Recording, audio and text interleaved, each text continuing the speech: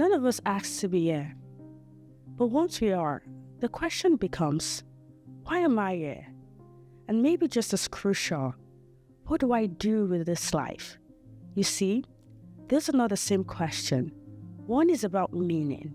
The other is about movement. One asks, why do I exist? The other asks, how do I live? And at some point, whether we say it out loud or not, most of us ask both. Maybe quietly, maybe in the middle of a busy life, maybe in the middle of success, maybe in the middle of survival. Maybe you're doing well on paper, your life looks good, but there's still that quiet question in the background. Is this it? Not because your life is chaotic, but because something in you is still searching for meaning, for alignment, for a way to understand your life beyond just paying bills and getting through it. Hi, I'm Sohe. I run a couple businesses with my husband and the mom of 3 boys, and we talk about a busy life. And like many women, I've had moments where I've questioned everything, my work, my direction, and what purpose really means. This podcast is a space for those questions, not polished answers, not performance, but honest conversations about purpose, identity, healing, direction, and what it really means to live a life that feels aligned. And I want to begin with a story, not just because it's ancient, but because it's human. It's the story of Joseph. What interests me about Joseph's story is not just that he rose to influence. It's that while he was living through it, his life probably did not feel purposeful at all. It felt interrupted, unfair, confusing. And like many of us, he had early signs that there was something meaningful about his life. But what followed did not look like clarity.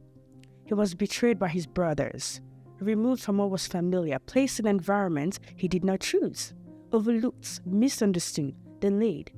And if you had met him in the middle of that story, you probably would not have said, this man is working in purpose.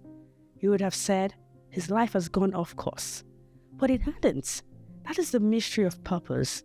Sometimes, what looks like a setback is actually a kind of positioning. But position for what and who, you may ask? Joseph was not being positioned just to succeed. He was positioned to become someone with capacity to carry weight, someone who could manage pressure, someone who could be trusted with responsibility. Because purpose is not about what you get to do. It is about who you must become in order to do it well. Joseph had a gift for administration. He could organize, he could interpret complexity, he could manage systems, he could steward resources, he could bring order into moments of instability. That gift was already in him. But the gift alone was not the whole purpose. The gift needed context. The gift needed maturity, timing, character. And so his life did not just reveal what he was good at. It developed in him the kind of person who could use that gift in a way that mattered. So when I say he was being positioned, I mean he was positioned for responsibility, positioned for contribution, positioned for impact, for service, to solve problems bigger than himself. And that is an important distinction. That changes the whole conversation, really. Because maybe your purpose is not just about finding something that feels good to you. Maybe it is also about recognizing who benefits when you become fully who you are, who becomes stronger because you spoke, who becomes freer because you are willing to go first, who is fed, led, supported, comforted, taught, seen, or inspired because you did not waste your life. That is a deeper question, and it moves purpose out of fantasy and into responsibility, a quiet awareness that this life matters, and what is in you is not random, that your gifts are not accidental, that your questions are not foolish, and that your life may be asking something of you.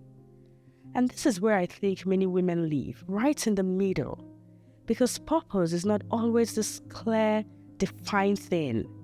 Sometimes it's unclear, evolving, or completely shifting underneath you. And that can feel uncomfortable, especially when people expect you to have it all figured out. Especially when you've built something, when you're the one others look to. Especially when you're high functioning, capable, and still quietly wondering if there is more. And maybe that is you. Maybe you're competent. Maybe you're carrying a lot. Maybe you're doing what needs to be done. But underneath all of that is this question: why am I here? And then right beside it, what do I do with this life? Joseph's story helps because it reminds us that purpose is not always handed to us on a clean slate or as a clean answer. Sometimes it is discovered in patterns, in what you carry naturally, in what keeps calling you, what you do well, what burdens you, what you keep returning to, what people consistently come to you for, and what you can no longer ignore.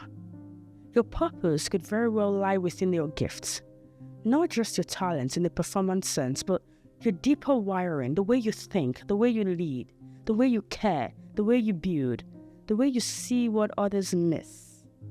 And maybe the deepest lesson in Joseph's story is this: clarity often comes after obedience, endurance, and time, not before. You see, we want clarity first, then action. But often, life does not work that way. We're asked to keep showing up before we fully understand, to keep using what is in us before we see where it leads, to keep becoming before we can clearly name what we're becoming for. It is hilarious. Joseph did not understand everything in the middle of it. He understood more when he looks back. And maybe that is true for us too. Maybe some of what you're living right now will only make sense later. Maybe what feels like delay is forming capacity. What feels like obscurity is building depth. Maybe what feels like being overlooked is actually preparation. Maybe you're not behind. Maybe you're being positioned. So today, I want to leave you with two questions. Not one, two. Why am I here? And what do I do with this life? The first invites meaning, and the second invites courage. You may not have the full answer today, but maybe you can begin by paying attention to what is in you, to what you're drawn to the gifts that keep showing up, to the responsibility that your life might be preparing you for, and also to who might benefit when you stop hiding what is already there. You may not fully see your purpose yet, but that does not mean it's absent. It may already be unfolding. And maybe one day, just like Joseph, you might look back and realize, I was sent ahead of you when you sold me to slavery to preserve you and your family. It was not random. It was not wasted. And even when you could not name it, your life was moving towards meaning. See you next time. Bye.